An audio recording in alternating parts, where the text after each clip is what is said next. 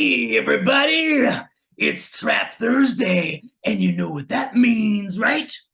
Huh? Huh? I can't hear you. Oh, yeah! I see it in the chat. Yeah, buddy. It's time to talk traps. We love them around here because you know what? Traps are rad. That's right. So, today, I was gonna have two guests, but I always have trouble with my guests showing up to the castle here. They just seem to disappear into my pits. So, not my armpits, but my trap pits. So we've only got one today, but I hear he's a rambler, so we should have a good time. So without further ado, let's bring on Tim Snider.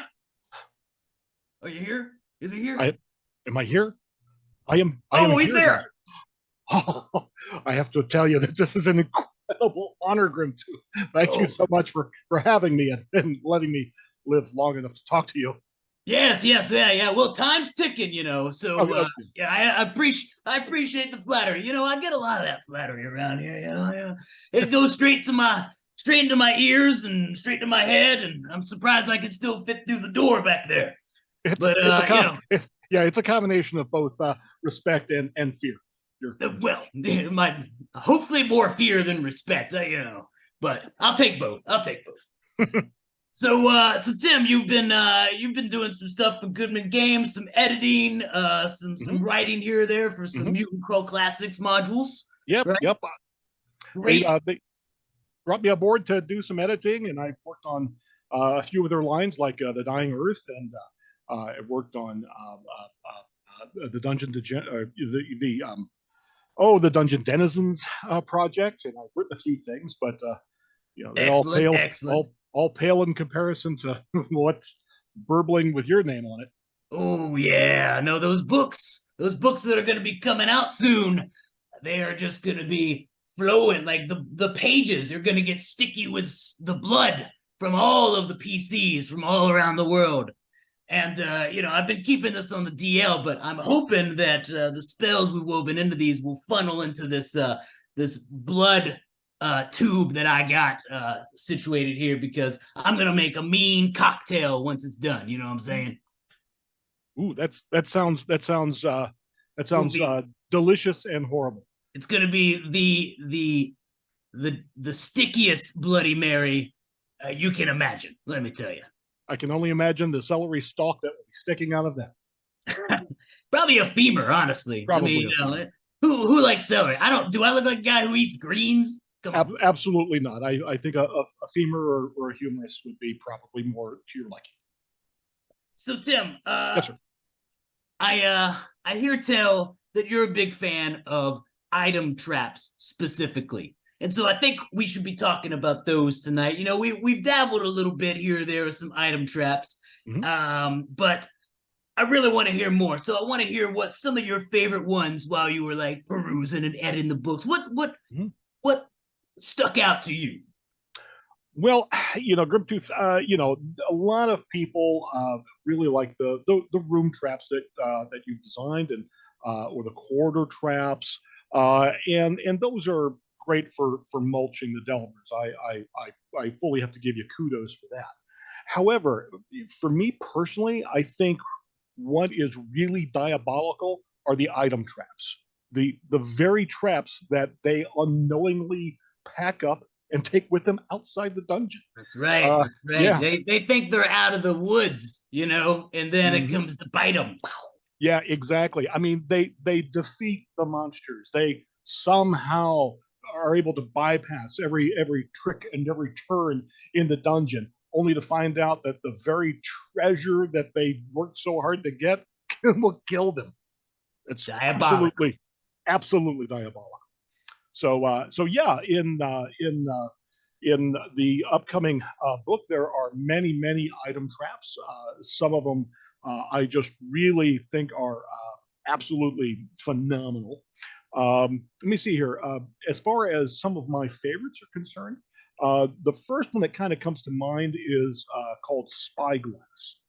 Um, Spyglass? Spyglass.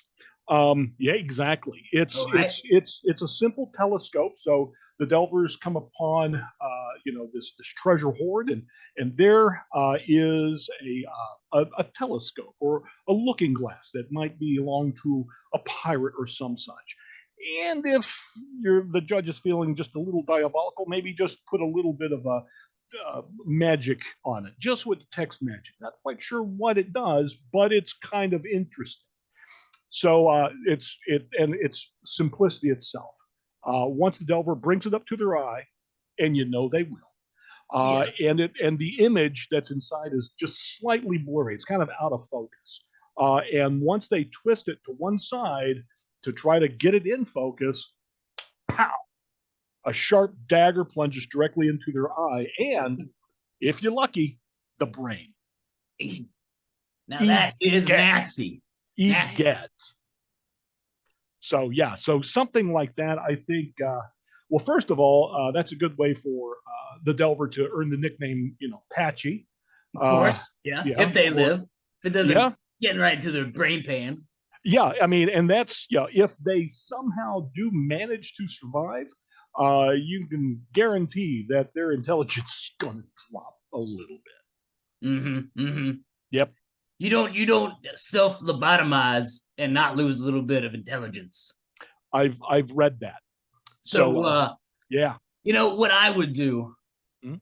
to here's something to spice it up. All right. Now I got a couple of troll buddies of mine. I Mhm. could put the telescope in the spyglass in that you put to your eye, the Mhm. eyepiece. That's what it's called.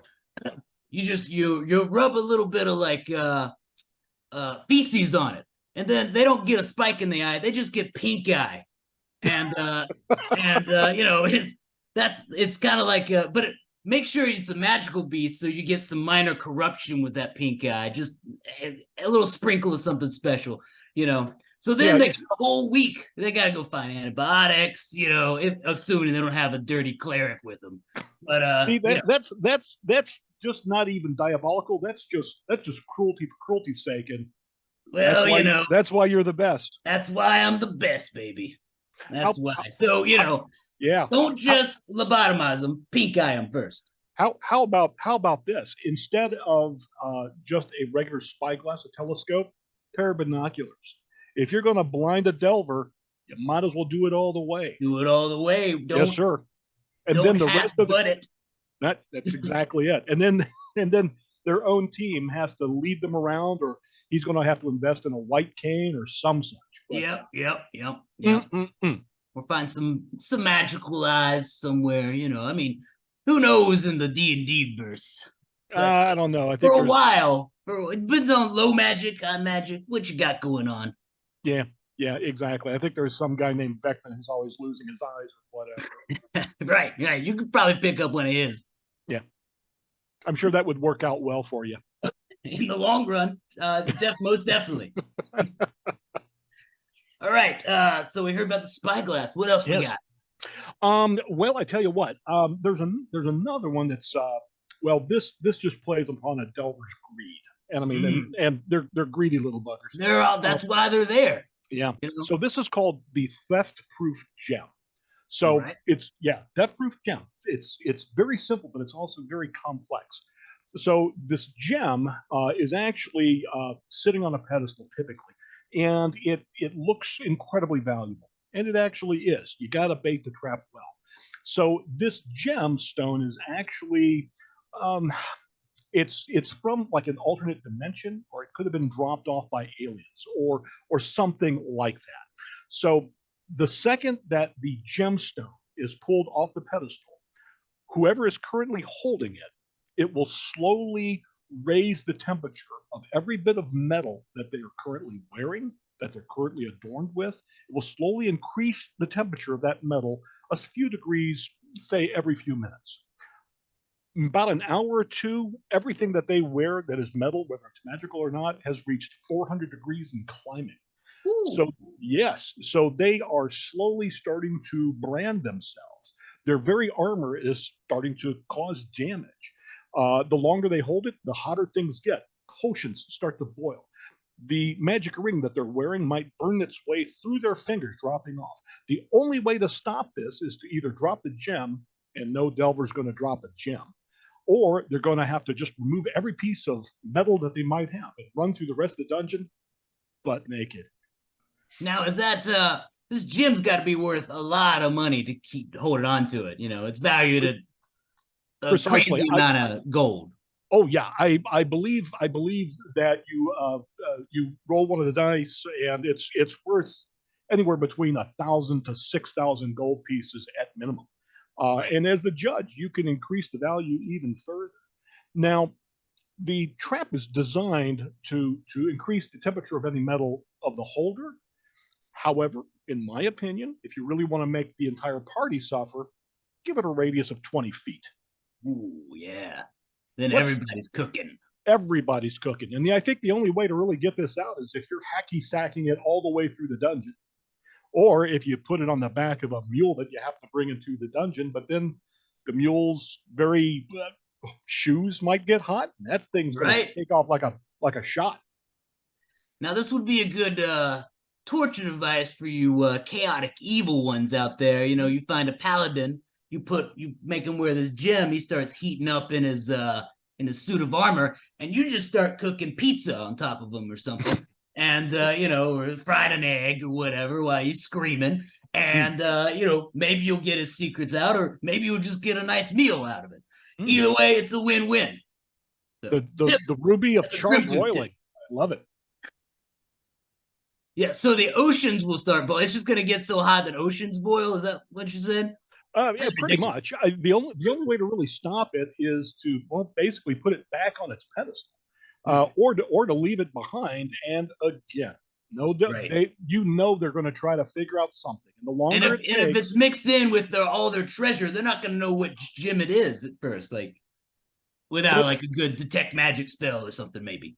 oh goodness, you put a whole bunch of gems on that pedestal. They're going to take them all, and they're never going to figure out which one unless they leave it all behind, and they won't do that. So they, at the very least, it will just keep them guessing and dragging their feet throughout the dungeon, and eventually, a wandering monster will just do it in for you.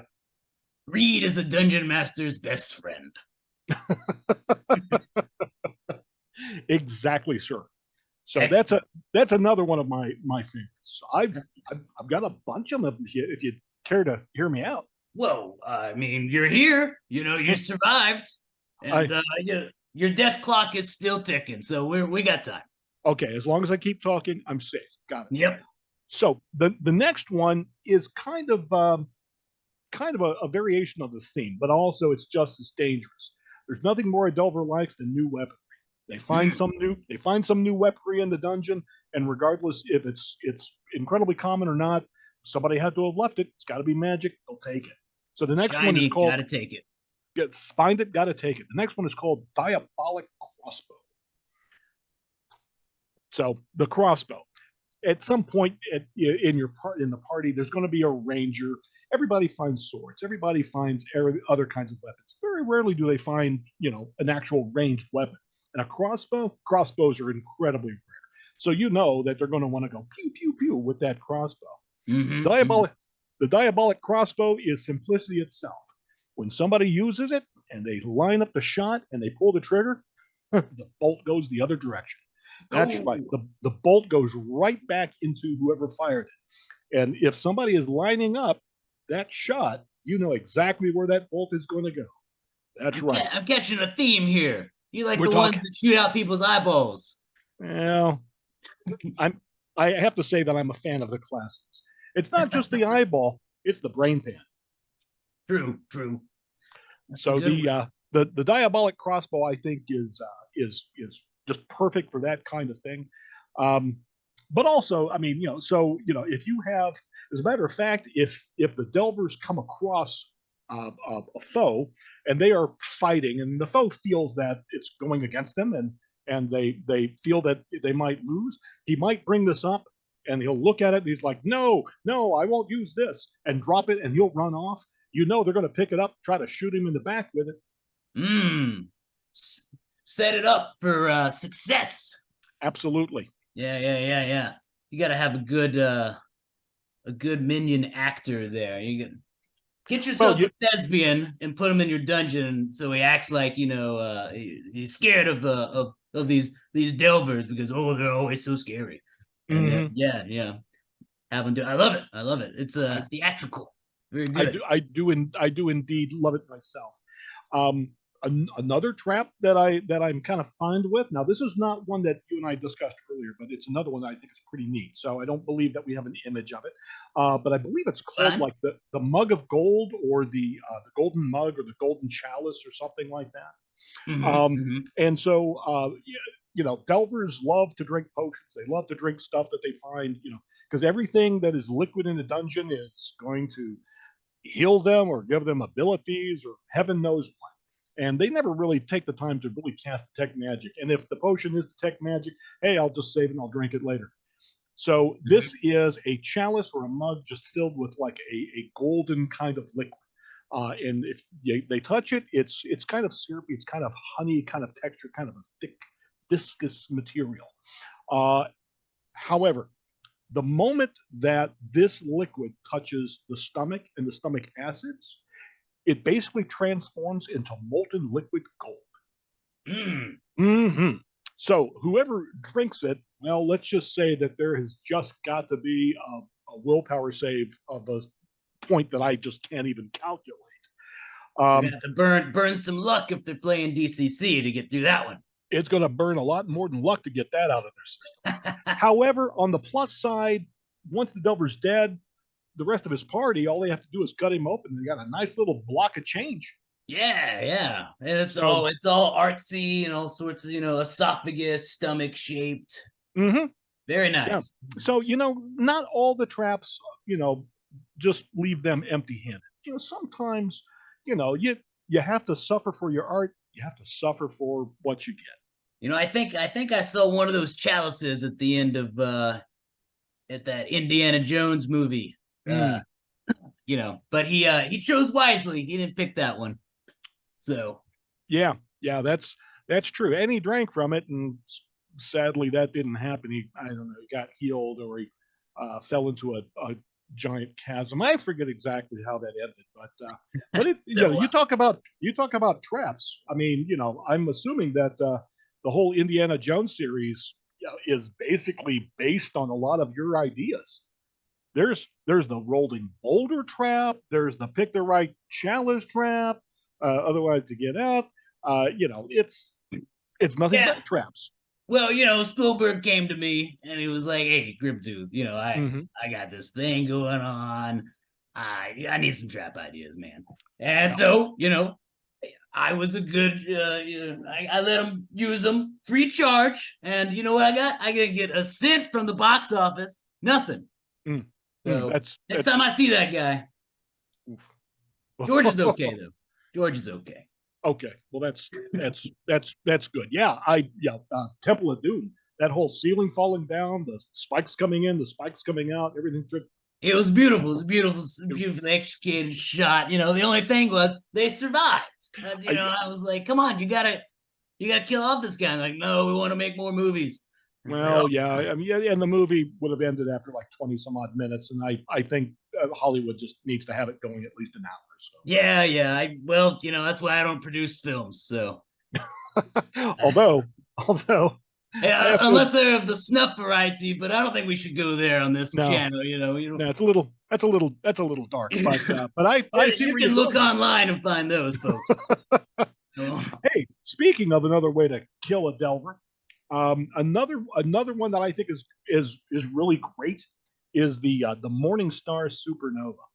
Morning Star Supernova. Morning Star Supernova. So All right. yet another weapon that they find, and this looks like a mace with like the points all over the rounded head on the long shaft and all that stuff, and it just looks like a typical hard mace. It's made out of iron, doesn't detect for magic, so it's just a standard mace. But it looks like it'll do quite some damage, and even if it does just a little bit more damage than what they're already wielding, they're going to grab it. So the Morningstar Supernova is actually a grenade. So inside that round head is actually an explosive charge. and it's just waiting to hit something hard enough to trigger. All the little spikes are loose. So the moment that comes down on something that's just a little bit harder than normal, say they miss and they hit the floor, they might hit like a helm. The moment one of those little spikes goes into the center, it explodes. So first of all, you have the explosion. Delightful. The second step is that all of those little spikes are basically shrapnel that fire in all directions, laying waste to anybody within 10 to 20 feet. Now, on the plus side, they will probably kill their enemy that they were trying to hit. On the minus side, they will kill themselves and probably a few close friends standing nearby. That's a good one. That's a good one. We got somebody, commando solo. Oh yeah, holy hand grenade. Yeah, that's what I was thinking too. Whenever there's something that explodes in D&D, you can't help but think about that holy hand grenade. Yeah.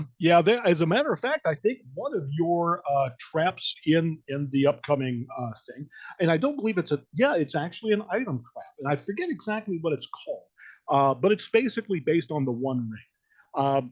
Delvers again, they see a ring, they have those Lord of the Rings flashbacks. Gots to have that ring. Gots to have it. Don't know what it does. Gots to have it. Sitting on a pedestal, simple ring. They pull it, and it's attached to a wire. Are they going to cut the wire? Probably not. They're going to yank harder. So they yank even harder. And of course, that wire is hooked up to, say it with me, a hand grenade. Excellent. So it's just that the ring isn't on the grenade. The ring is up here, and the grenade's down here. Same kind of thing, same kind of results, same kind of laughter coming from the judge and or DM behind the screen. Very nice. Back to the what was it? The Morning Star. What's it called? Morning Star Supernova. Morning Star Supernova. I agree. That also sounds like a song there, Commando Solo. I think it reminds me of a Muse song. Super massive black hole or something. Anyways, so when that explodes, now is it a range? So in the let's say like they have like a crit range. If they hit within this crit range or this fumble range, that's when it's gonna explode, or is it just automatically on a miss? Well, it kind of depends. If I were the judge, and honestly, I don't remember exactly the proper stats for it, but I would have it in both. Let's say they crit. Actually, if it only triggered on a crit, that would be even. You talk about adding insult to injury.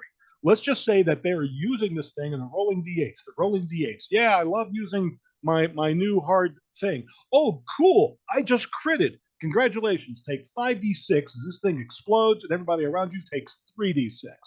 So I don't know if it's written up to explode on a crit, but a trap that explodes on a crit. That's right. Man, hit it where it hurts. I'm tearing up just a little bit thinking about that. Take away their only joy with that thing. That's right. That's right. No joy in our game. No joy. And if you wanted to, it also explodes on a fumble. Why not? Yeah, I'd do it. I do a like, fumble range. They have between 4 and 16, 17 for it to not explode. But if they roll anything over or under that, it's going to explode. Yeah, I like that, especially considering the fact that if they're actually using it and they feel that it's effective, they're just going to keep using it. They're just waiting to beat the odds, and then they roll that 20, and there's a big huzzah at the table, and then boom. Yep. No faster way to stop the celebration than by having a crit literally crit the party. So be careful what sort of weapons you pick up in the dungeon. You might want to get your dirty scroll sniffing mage to see if it's smells like black powder or something. They detect magic. They never detect for black powder ever. That's right. All right, I think we're gonna take a commercial break real quick, and then we'll come back and do a little more talking. Let us know, is that commercial break up? Oh yeah, I'm back! Grimtooth the Troll here to let you know they got a brand new book coming to town. That's right, Grimtooth, old school traps! Not just for anybody. Oh no, if you put these in your game, they're gonna get killed. Oh yeah. We got 150 new traps statted up and ready to go. All you gotta do is insert them right into that dungeon of yours. Oh yeah. Listen here, we got traps that slice and dice, mince and mash and smash and pass. Oh yeah, we got them all, baby, and everything's gonna be blood smeared. We gotta have to get a mop up in here. We got so many traps! Now, I don't want you to miss out on this, That's why I made it easy. All you gotta do is scan this code right here or hit the link. It'll take you right to the Backer Kit page where the campaign's gonna be. Oh yeah! And you can be there day one. Get you a special treat. Maybe, I don't know. Nobody tells me.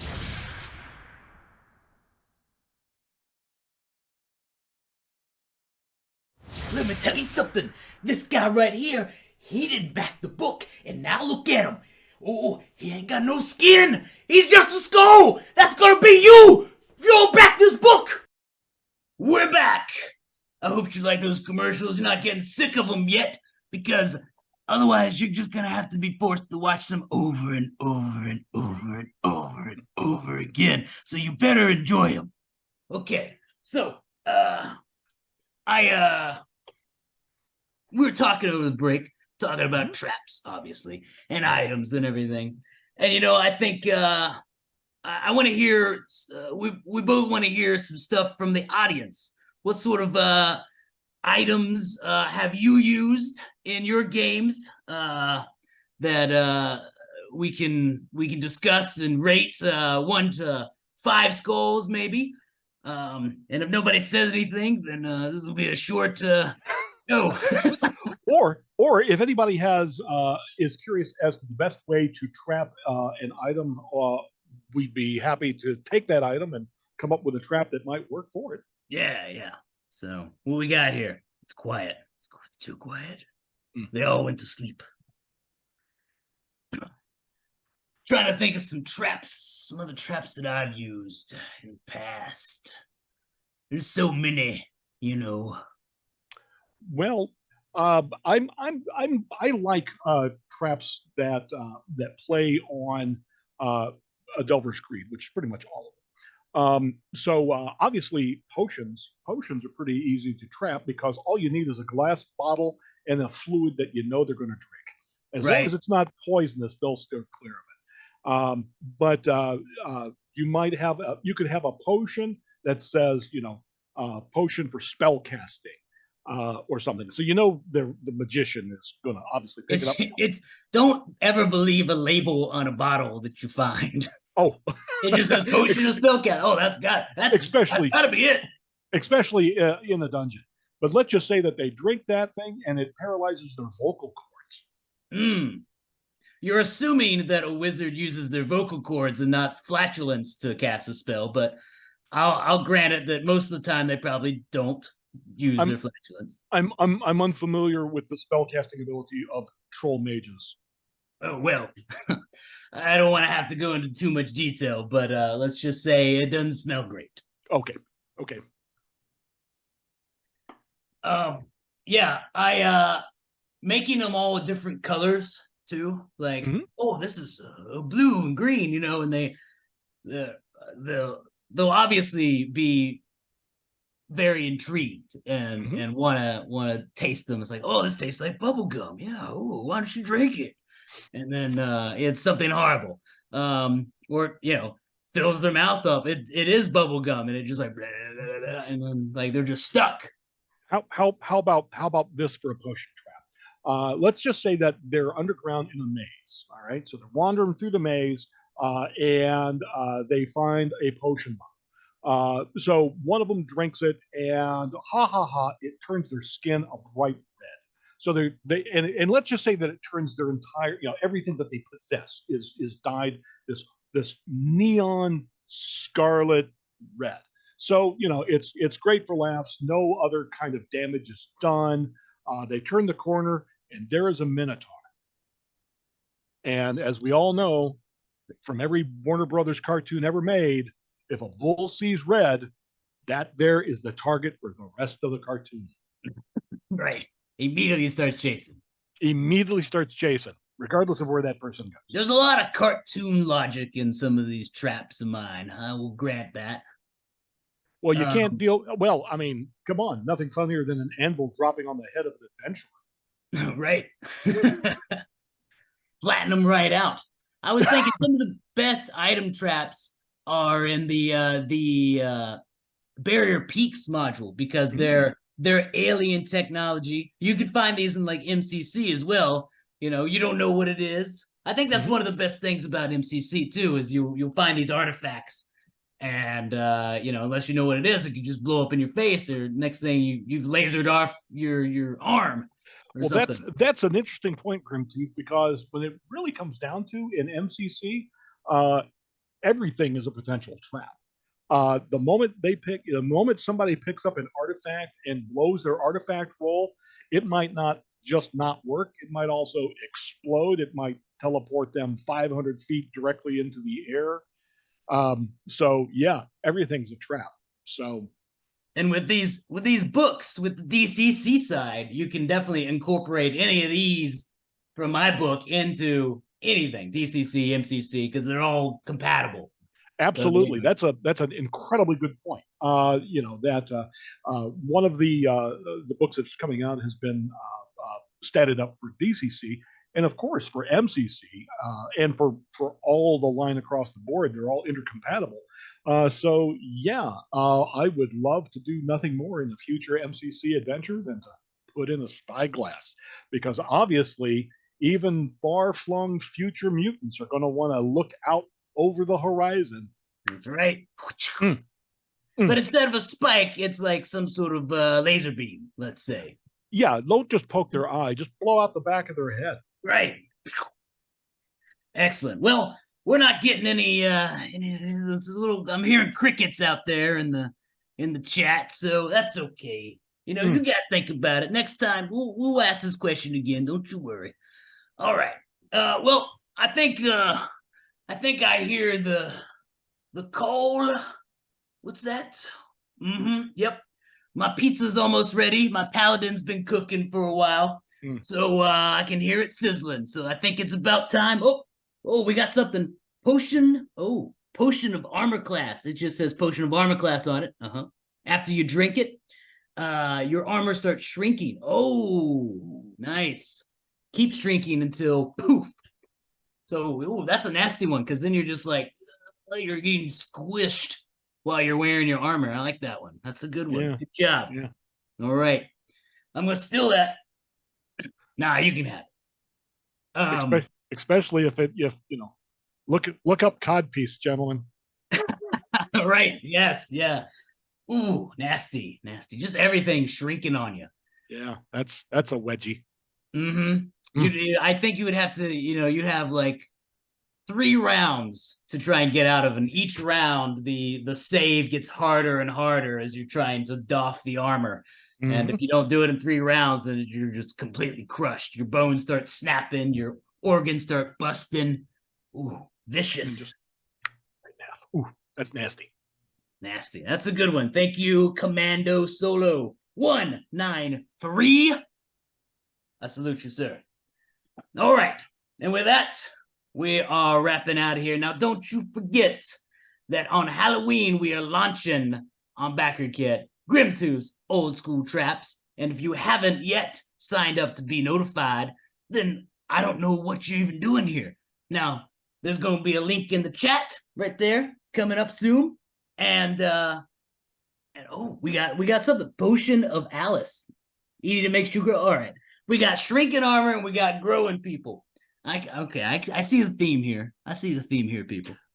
I tell you what, if you're underground in a corridor that's what 10 by 10, and you suddenly enlarge to, well, let's say 50 feet, not only will it crush you, but it'll probably crush anybody That's walking, right. because those delvers are always walking side by side. Huh, I wonder what this does. And it says, drink me. Doink. Everyone is getting smushed up in the thing. I do like that one. That is nice. It's so easy. Shrinking and enlarging. That's all you need. That's all you Mm-hmm. need in your potions. Just Excellent. squeezing out like a tube of toothpaste. Right. Excellent. That's a good one. Who did that one? I can't read.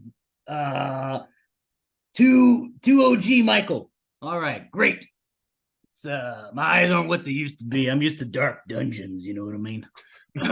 So, all right. Well, don't forget to sign up for launch day on Halloween. We're going to be having a pre-launch party and a launch party Monday and Tuesday. So check those out, and we're going to have a lot of fun on those. So thanks, Tim, for showing up. The death clock is chiming, and you've only got a few more minutes to go. So, Okay, then I'll head out then.